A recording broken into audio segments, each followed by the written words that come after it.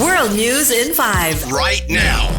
News and developments making headlines around the world in 5 minutes. World News in 5. Here on Radyo Pilipinas World Service.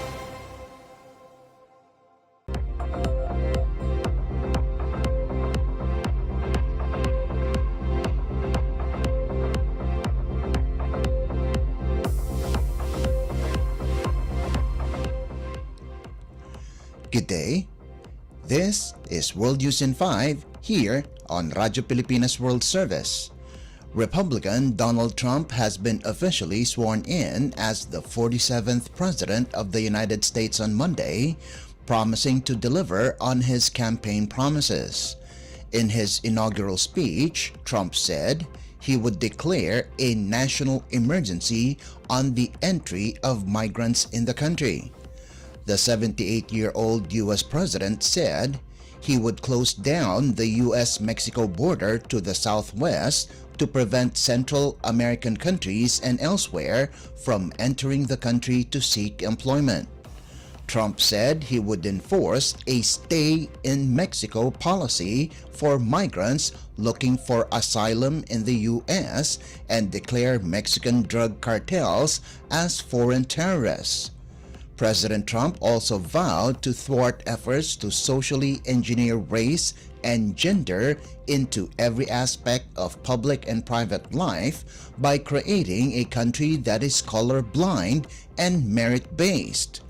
Former U.S. Presidents Bill Clinton, George W. Bush, and Barack Obama, as well as Joe Biden, were in attendance to witness the inauguration.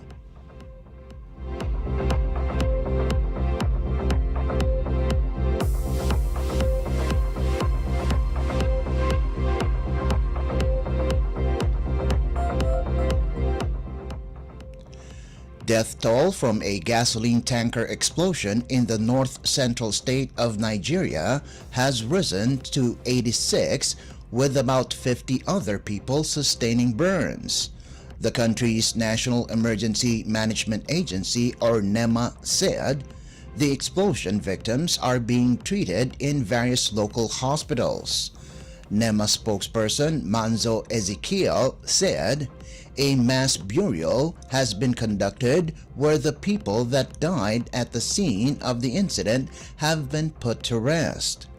According to VOA News, locals rushed to the scene to collect fuel that spilled from the crashed 60,000-liter gasoline tanker when it exploded.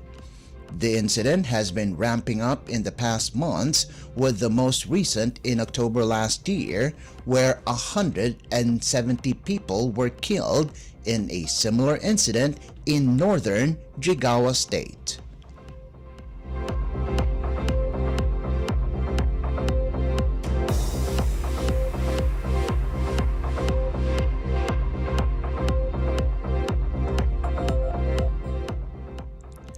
And news from the Philippines Foreign Service Post, aimed at establishing a framework for collaboration to foster cultural exchanges and engagement, the Philippine Embassy in Amman and the Language City Cafe entered into a Memorandum of Understanding, or MOU, with the signing ceremony conducted at the Philippine Embassy Chancery. The MOU is a historic first for the Philippine Embassy in Jordan, as it endeavors to promote Philippine culture in mainstream Jordanian society. The collaboration between the two parties, as established through the MOU, will focus on organizing and conducting Filipino cultural events, activities, and exhibitions to foster cultural exchange and understanding.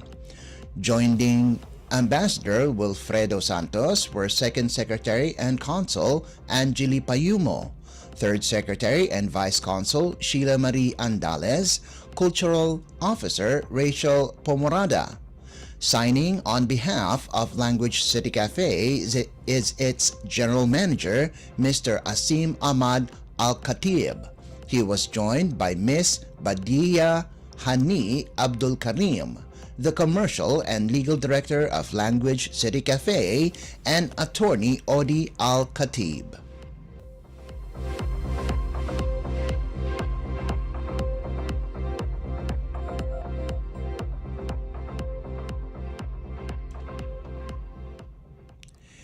And that concludes today's edition of World News in 5.